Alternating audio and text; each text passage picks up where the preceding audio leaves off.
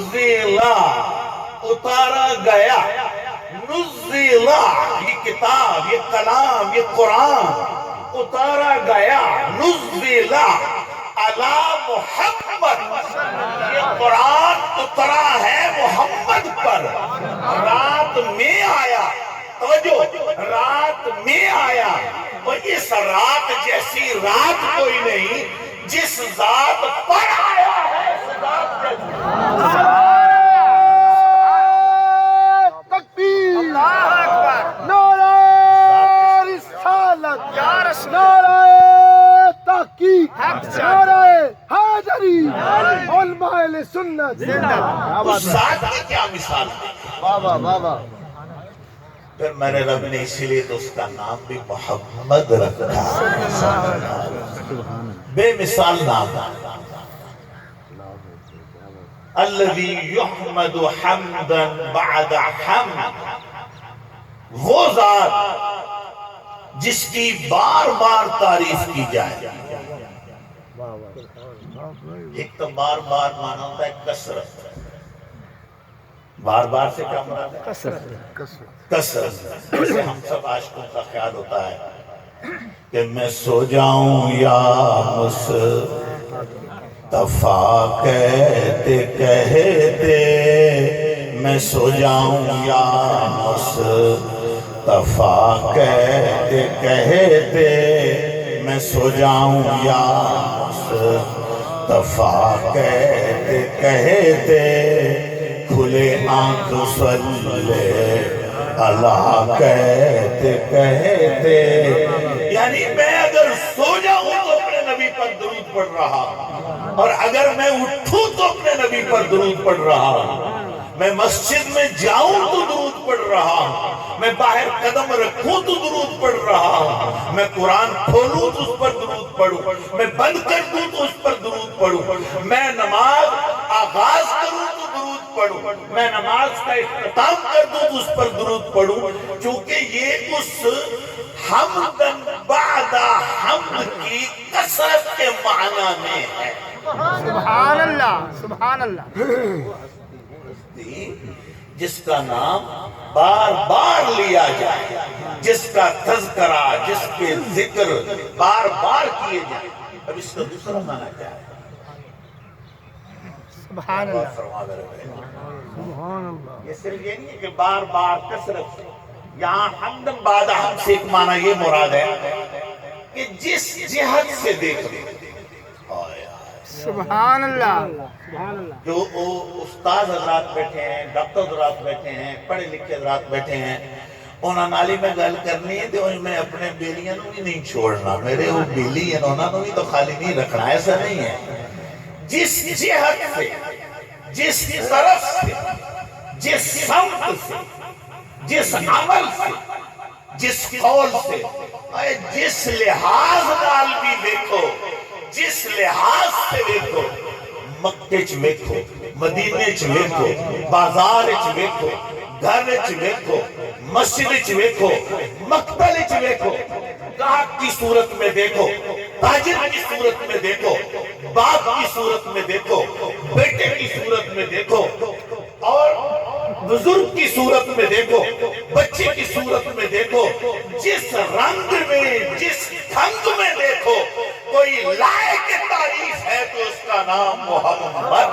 سبحان اللہ۔ ایسا نہیں ہے کہ آپ کا بچپن آپ کو ساری جتنے بیٹھے ہوئے سارے بچپنے کی گل اگر کیتے سنا نہ رہا، کوئی بیلی بیٹھے ہوئے نا نکے لا رہا، آکے مذہب میں تینوں جاننا، مذہب میں آکے تصدق میں تیرے نکے ہونے تینوں جاننا، یا رہنے دی آوے کی بات نہ کر،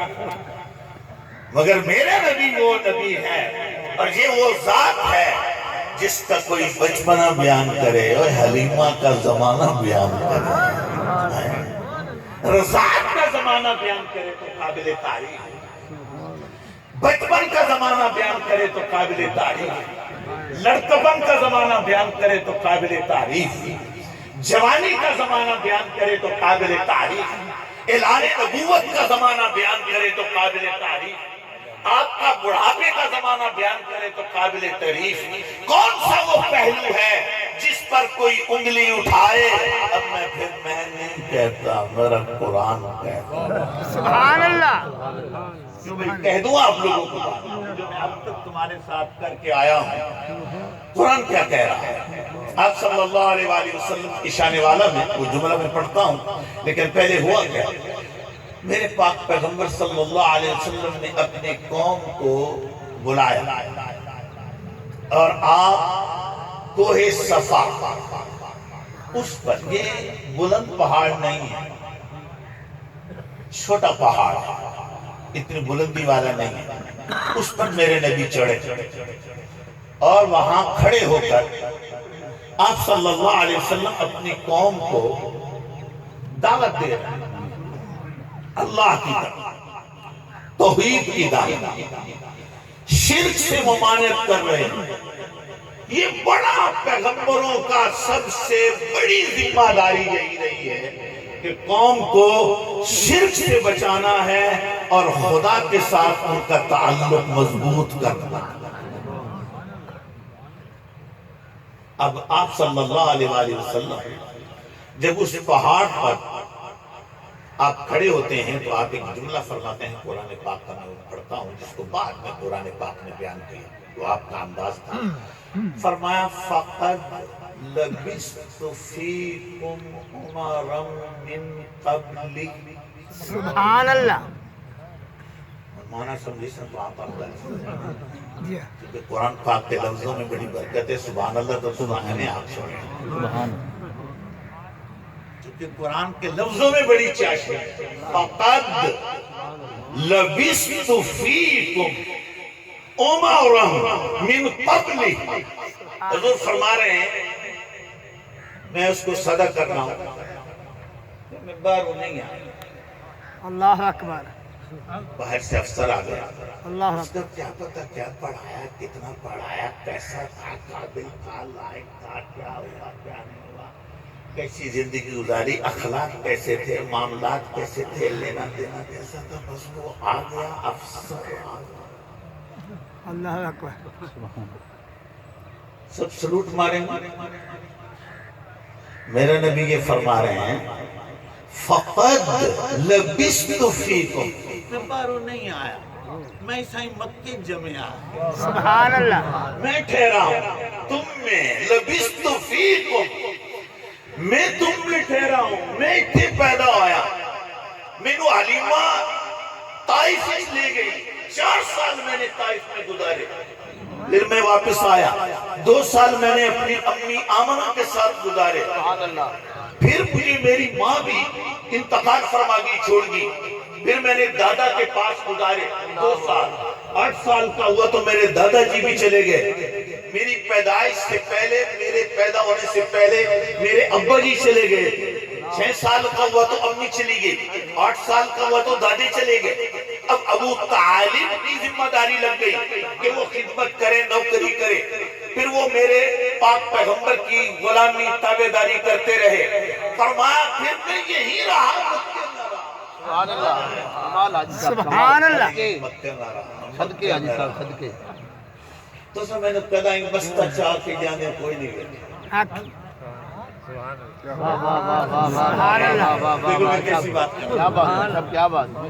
میں یہاں مکے میں ٹھہرا ہوں، جو آج تمہیں باتیں سنا رہا ہوں، جو میں تمہیں پیغامات دے رہا ہوں، میں تمہیں بستہ کوئی نہیں اٹھایا، کیا میں نے بستہ چاہ کے جانے ویکھے ہوئے، کسی کے سامنے زانوے تلمز، سبحان اللہ، اس سے مراد یہ ہوتا ہے کہ ادب سے استاد کے سامنے یوں بیٹھ کر علم حاصل کرنا، اور میں کہا میں نے نہیں دیکھے، کیا بات، کیا بات، کیا بات ہے، واہ واہ واہ، زانوے تلمز، میں بیٹھا کہ کوئی مینو سبق دے رہے ہو، ایک بڑی اتفاقی بات یاد آئی ہے، میں وہ عرض کر کے نکلوں گا، میری بھی چسپ پوری نہیں ہے،